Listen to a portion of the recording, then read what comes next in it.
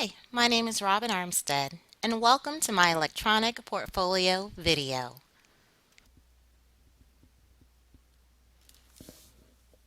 I have a bachelor's degree in applied linguistics from Georgia State University and an international certification to teach English as a second language. I also have 5 years of teaching experience with children from kindergarten to 8th grade in the homeschool setting.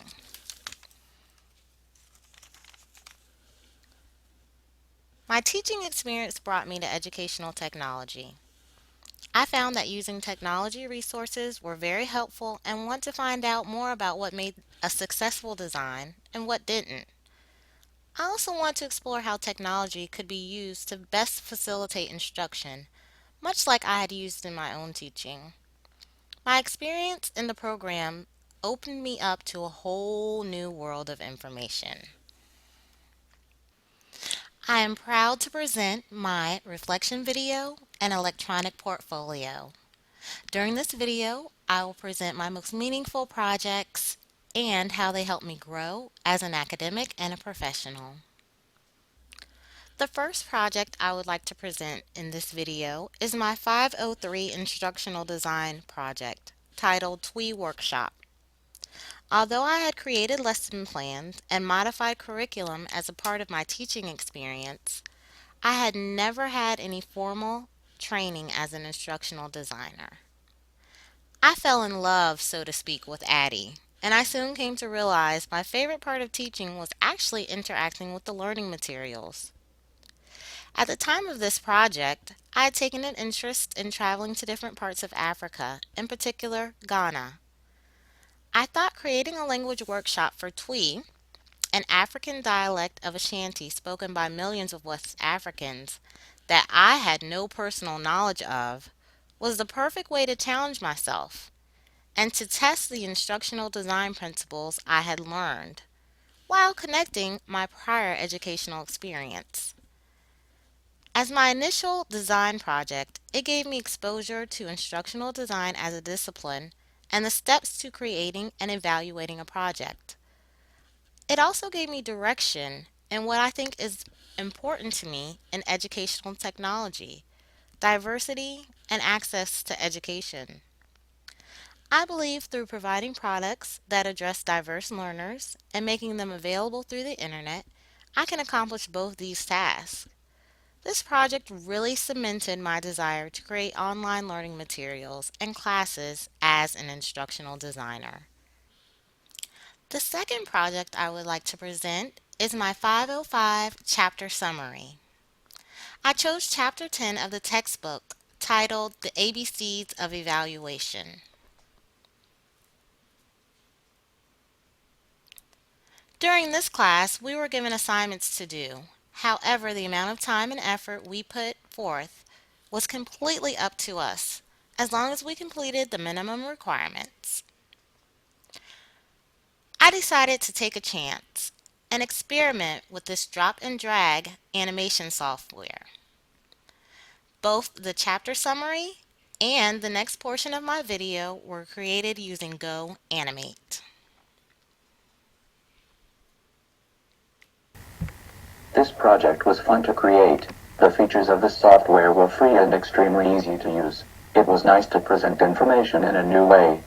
The instructor asked if my project could be used as an example for future students, which I obliged. It was fun to make a less interesting subject a little more exciting.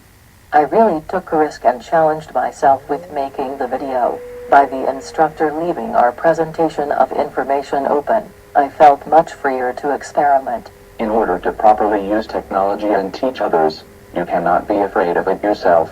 It is important to give students options or autonomy over their work. This allows them to be more creative, challenge themselves, and you never know what great things will happen.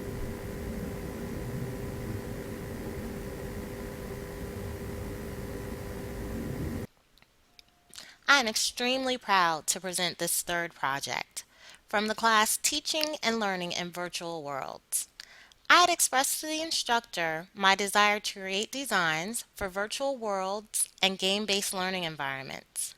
He gave me several options to choose from, that weren't already covered in the class. I chose the Cloud Party platform by Facebook because Facebook is a relatively new educational tool. Using a virtual world on Facebook is attractive if they've already used it in their classroom, and it may be less intimidating. I created a quest sequence for instructors to learn how to use Cloud Party in their classroom. It included creating a professional Facebook page, the background of the creators and its purpose, using the features of the system, how to invite students, and the feasibility as an educational tool. I also included rewards and a Cloud Party badge in the 3D Game Lab. This quest chain was offered to students in the class as well as others and is readily available under Creative Commons Attribution Share Alike license in the 3D Game Lab.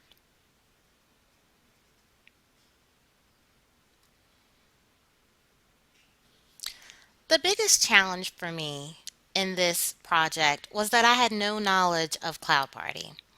I had to essentially become my own subject matter expert. Because Cloud Party is in the beta stage, I was granted special Quest Builder status, and it was great to see the admin side of the 3D Game Lab. The best part of doing this project is I was able to create instructional design in a new platform, and I was also able to help out the university stay current on emerging technologies. A blog is a wonderful tool to use. I created a blog titled Virtual World Student for teaching and learning in virtual worlds and games and simulations. Using the 3D Game Lab requires you to have an internet platform for instructors to see your reflections and other assignments. This becomes a means to an end. However, I have gone far beyond using it for assignments. I blog about things that I find interesting in my journey through virtual worlds and game-based learning. For example, one of my blogs was titled, Can a Sister Get a Fro? As an augmentalist, I've found it very difficult to find hairstyles and even some clothing that I like for my character Web Raven. Since I created this blog, it also serves as a reservoir for information for my thoughts and ideas, topics that I want to learn more about, and I eventually plan to do research on and present at conferences or in publications. The most amazing accomplishment during my studies was my AEC conference paper presentation titled Ethnicity Representation in Edutainment Games. I saw a call for proposals on the EdTech news feed on the Moodle site. I took a chance and presented some research I had started working on. I'd never been to a conference before, let alone submitted research for anything other than a grade. Much to my surprise, it was accepted. I presented the paper for the International Council for Educational Media Gamification discussion panel. I was the only master's degree student there. Everyone else was doctoral students or finished their program. The paper was about the lack of options for people of different ethnicity backgrounds, the potential implications for instructors and instructional designers, and solutions for improvement. Needless to say, presenting at the conference was a great experience. In creating the paper and getting feedback from professionals in the field, I gained confidence as a researcher and faith that the issues in educational technology that were important to me were also important to others. I was able to stay authentic and true to my own interests while making a valuable contribution to the field in general. Besides continuing a professional relationship with many of the people I met there, I also continue to write research papers and am now a volunteer with the AECT in several different capacities.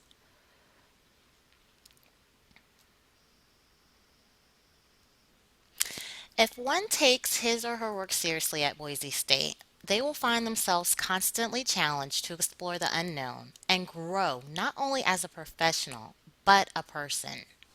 I am so thankful for my experiences at Boise State, as I've been able to build a firm foundation, meaningful relationships with others, and the confidence I need to become an amazing instructional designer and researcher. I hope you all have enjoyed my reflection video and can appreciate a little more as I can the Boise State experience. Thank you.